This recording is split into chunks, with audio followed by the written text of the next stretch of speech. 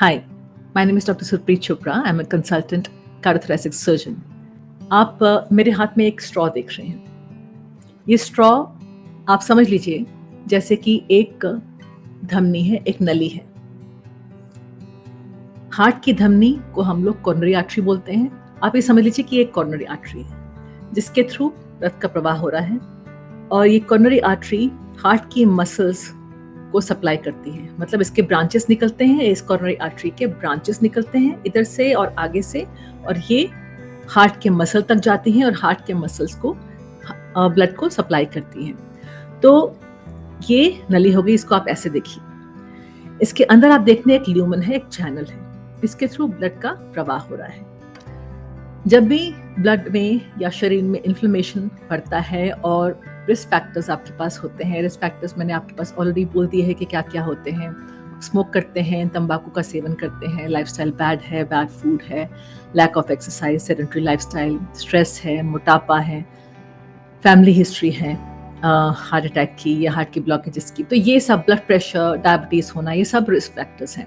तो यदि ये सब में से कुछ भी एक प्रेजेंट होता है और शरीर में स्ट्रेस उत्पन्न होता है, तो क्या होता है कि अंदर की जो लेयर है, धमनी के अंदर की लेयर, उसको हम इंटिमा बोलते हैं। उस इंटिमा में डैमेज होना शुरू होता है, वो इन्फ्लेम होना शुरू हो जाती है। जब वो इन्फ्लेम होना शुरू होती है तो धमनी के अंदर, धमनी की जो वॉल है, ये जो वॉल है अंदर, उसके डिपॉजिट होना शुरू होता है क्या? कोलेस्ट्रॉल।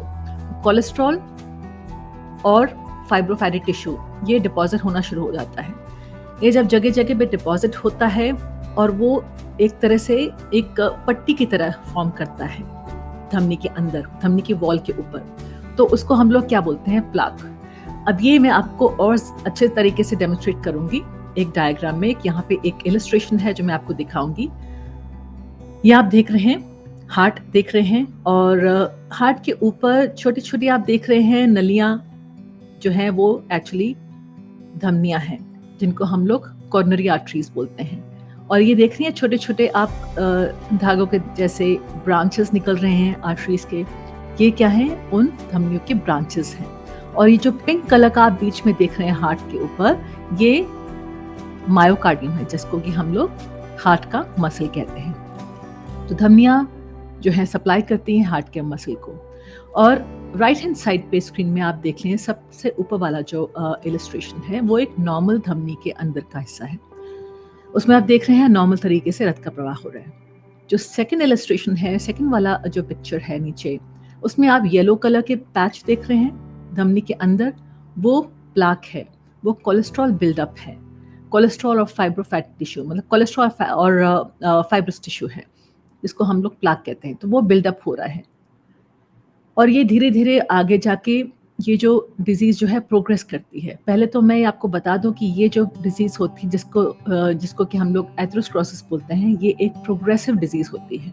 यानी कि एक बार कोई भी रिस्क फैक्टर हो या उसका एथेरोस्क्लेरोसिस का प्रोसेस शुरू हो जाता है तो वो प्रोग्रेस करता रहता है और आगे जाके वो प्लाक बिल्डअप बढ़ता जाता है। और धमनी के अंदर का चैनल आप देख रहे हैं थर्ड वाली पिक्चर में, वो चैनल का जो वो चैनल जो है कितना ज़्यादा रिड्यूस हो गया, कितने हद तक रिड्यूस हो गया। तो इससे क्या होता है कि रक्त का प्रवाह कम होता जाता है। ब्लॉकेजेस कैसे डेवलप हो रही हैं? अगर स्ट्रेस डेवलप होता है, स्ट्रेस जैसे मैंने आपको बता दिया है कि bad lifestyle, bad food, lack of exercise, stress होना, ओबेसिटी होना, स्मोकिंग, तंबाकू, ये सब रिस्क फैक्टर्स होने की वजह से इन्फ्लेमेशन डेवलप हुआ, कोलेस्ट्रॉल और फाइब्रस टिश्यू डिपॉजिट हुआ और धीरे धीरे उसका जो धमनी का जो चैनल है वो रिड्यूस होना शुरू हो गया।